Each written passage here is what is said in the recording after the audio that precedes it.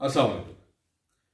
Russia ने Ukraine पर हमला कर दिया है, लेकिन क्या आप जानते हैं कि ये हमला अभी नहीं हुआ?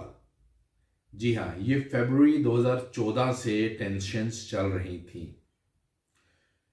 आपके समझने के लिए मैं इस छोटी सी वीडियो में आपको इसकी कुछ खास वजूहात बताने की कोशिश करता हूं, ताकि हम सबको समझ आ जाए कि असल में मसला है क्या।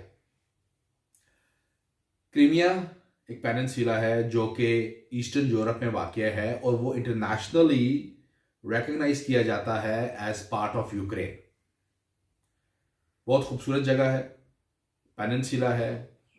इसकी जो कुल आबादी है वो कोई 24 लाख है और इसका जो एरिया है वो 27,000 स्क्वायर किलोमीटर है।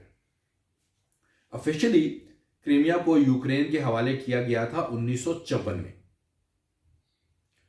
और इसका जो इंडिपेंडेंट स्टेटस है वो बहाल हुआ था 1991 में, जब रशिया के हिस्से हो रहे थे, तो उससे कुछ पहले। तो बहरहाल रशिया क्योंकि अपने जो स्फेयर ऑफ इन्फ्लुएंस है उसमें गिनता है हमेशा से यूक्रेन को, तो उसने हमेशा ये कोशिश की कि वो क्रीमिया जो है वो उनसे वापस ले ले। इसके अलावा एक और भी इलाका है, वो है डॉनबास का, ये एक बेसिन है। तो उसमें उन्होंने क्या किया कि कुछ ग्रुप्स जो हैं, सेपरेटिस्ट ग्रुप्स, वो बनाए जिन्होंने लहदगी का मुतालबा कर दिया।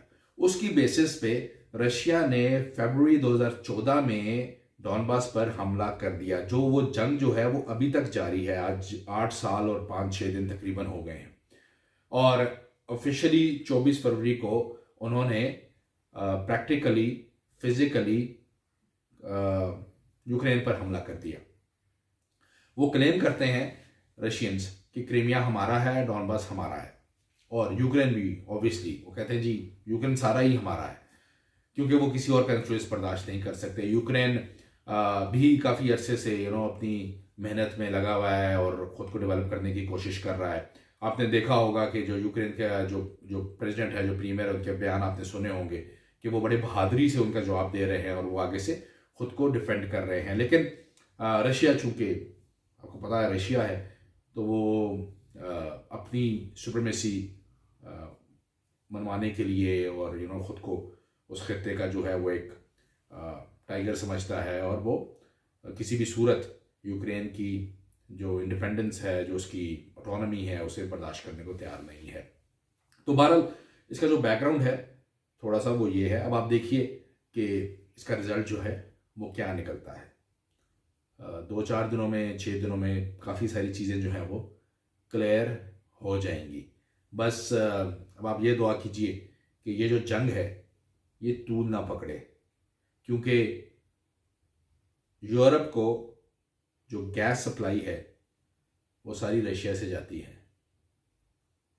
तो अगर खुदा ना खास्ता ये जंग तूल पकड़ गई या इसमें कुछ और ममालिक शामिल हो गए, तो एक बहुत बड़े, आप कह सकते हैं कि वर्ल्ड वॉर 3 होने का भी खतरा है। Thank you very much.